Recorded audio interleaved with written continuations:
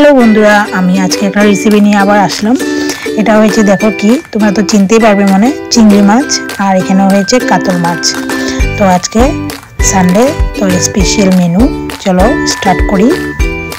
দেখো চিংড়ি মাছটাকে আমি কেটে ফেললাম। দেখো বহুত কঠিন কাটতে, কিন্তু আমি চেষ্টা করেছিলাম। দেখো তারপরে আমি রেডি করেছি, দেখো কাঁঠাল আর আলু রেডি করেছি চিংড়ি মাছটাকে বানাবো। আর এখানে পেঁয়াজ নিয়েছি, আর এখানে আদা কাঁচা লঙ্কা নিয়েছি। তারপরে কাঁঠাল আলুটাকে একটু বয়েল করে নেব। হলদি দিয়ে দিয়েছি, একটু লবণ দিয়েছি, একটু আগে সিদ্ধ করে নিচ্ছি। সিদ্ধ করে নিলে একটু ভালো হয়। তারপরে এখানে মাছটাকে একটু ফ্রাই করে নেব, চিংড়ি মাছটাকে। দেখুন চিংড়ি মাছটাকে একটা একটা করে ফ্রাই করে নিচ্ছি। ফ্রাই করে নেওয়ার পরে কার কার প্রিয় চিংড়ি মাছ আমাকে একটু কমেন্টে বলবো, ঠিক আছে?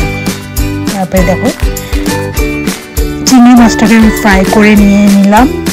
দেখেছ, চিংড়ি মাছটা ফ্রাই করার পরে আমি কাঁঠাল আলুটাকে সিদ্ধ করেছিলাম, এটাকে এখন ফ্রাই করে নেব ভালো মতন। মরিচের গুঁড়া দিয়েছি, রেড চিলি।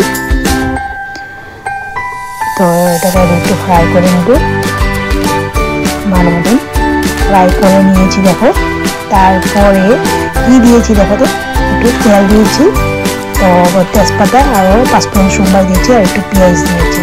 আমরা সব কিছুর মধ্যে একটু পেঁয়াজ খাই, কারণ আমাদের পেঁয়াজটা বেশি চলে তার জন্য, ঠিক আছে?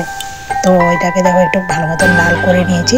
মশলার জন্য জিরা, আদা, রসুন সব নিয়েছি, পেস্ট করে নিয়েছি। এবং এটাকে একটু ভালো মতন ফ্রাই করে নেব। ভালো মতন ফ্রাই করে নিচ্ছি। দেখো ভালো মতন ফ্রাই হয়ে গেছে। এখন কাঁঠাল আর আলুটাকে দিয়ে দেবো একসাথে।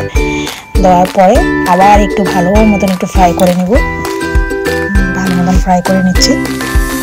দেখো ফ্রাই হয়ে গিয়েছে, একটু ভালো মতন ফ্রাই করব। ফ্রাই করার পরে দেখো ভালো মতন ফ্রাই হয়ে গিয়েছে। তখন আমি কি করব, একটু জল দিয়ে দেবো। জল দিয়েছি, জল দেওয়ার পরে দেখো মাছটাকে লাস্টে দিয়ে দেবো। সিদ্ধ হওয়ার পরে সিদ্ধ হয়ে গিয়েছে, তো মাছটাকে দিয়ে দেবো। দেখো তো কেমন হয়েছে তোমরা একটু কমেন্টে বলবে।